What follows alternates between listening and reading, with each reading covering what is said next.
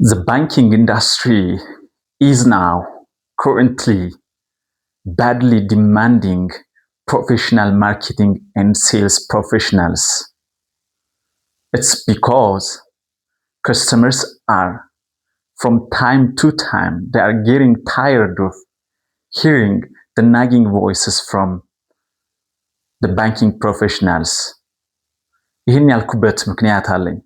ከረንትሊ የባንክ ሰራተኞች ስፔሻሊ የቢዝነስ ሪሌሽንሽፕ ቢውልድ ለማድረግ የሚሰሩ ሰዎች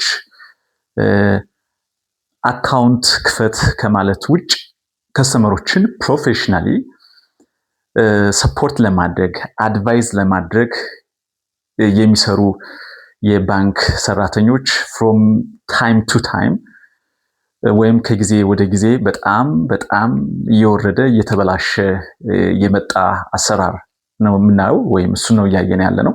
and በዚህም ምክንያት even those who are corporate ክሊያንቶቹ ወይም corporate ካምፓኒዎች they are getting tired of በቃ ይህንን የሚያደርጉት ምንድነው የሰራተኞቹ ደካማና እንዝህላልነት ያመጣው ችግር ነው። because the bank employees now currently they are not professionally smart to approach the customers in the right way.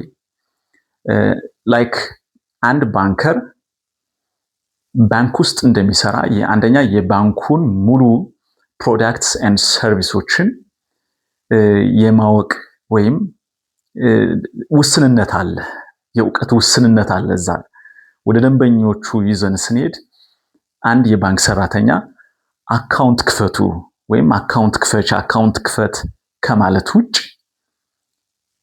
ሌላ የሆነ ራሽናል ሎጂኮችን ሰርቪስ ኤንድ ፕሮዳክቶችን ወይም ባንኩ ላይ ያሉ ሰርቪስና ፕሮዳክቶች ደንበኛውን ሊጠቅም በሚችል አይነት አፕሮች አይደለም ኤክስፕሌን የምናደርገው።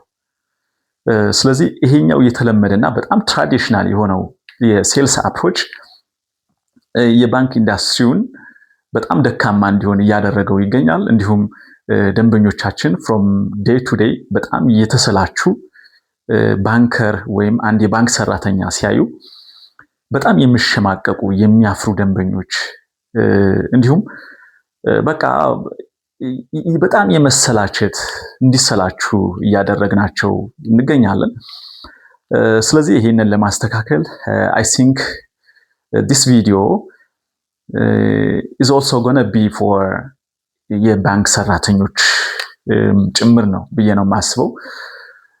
ለምን ካላችሁኝ now the bank industry is currently now is demanding በጣም ሃይሊ ነው ዲማንድ እያደረገ ያለው እንደዚህ አይነት የባንክ ፕሮፌሽናሎችን ኤክስፐርቶችን በሙያው የተካኑ በደንብ ደንበኞችን የፋይናንሻል እንደ ፋይናንሻል አድቫይዘር ሆነው አድቫይዝ የሚያደርጓቸው እያንዳንዱን ነገር። ለምን ደንበኛ አንድ ባንክ ላይ አካውንት ሲከፍት ለምንድን ነው የሚከፍተው? የተለያዩ አካውንቶችን ሲከፍት አንድ ደንበኛ ፎሪን ከስተመር ሊሆን ይችላል ወይም እዚሁ ሎካል ከስተመር ሊሆን ይችላል፣ ድርጅት ያለው ወይም ነጋዴ ሊሆን ይችላል፣ እንዲሁ ተራ ኦርዲናሪ የሆነ ግለሰብ ሊሆን ይችላል። አካውንት ክፈቱ ማለቱ ብቻ is not enough። ደንበኞቹ አካውንት የሚከፍቱበትን ምክንያት ወይም ሊከፍቱበት የሚችሉበትን ምክንያት በደንብ ማስረዳት መቻል አለበት እንደ ባንከር ወይም እንደ ባንክ ፕሮፌሽናል። ስለዚህ ይሄንን ባላደረግነ ቁጥር ወይም ይሄንን ካላደረጉ ሰራተኞች ከጊዜ ወደ ጊዜ የባንኪንግ አሰራሩ በጣም እየተበላሸ ይመጣና ከፕሮፌሽኑ ውጭ ይወጣና ከፐርሰናል ግንኙነቶች ላይ ብቻ ወደ አልተፈለገ ዳይሬክሽን ይሄዳል ማለት ነው።